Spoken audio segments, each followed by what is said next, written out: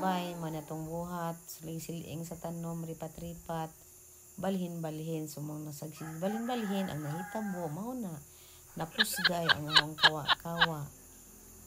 Pero hana na naman kay napangita na nagpaagi len kog buhat ng ahong bana.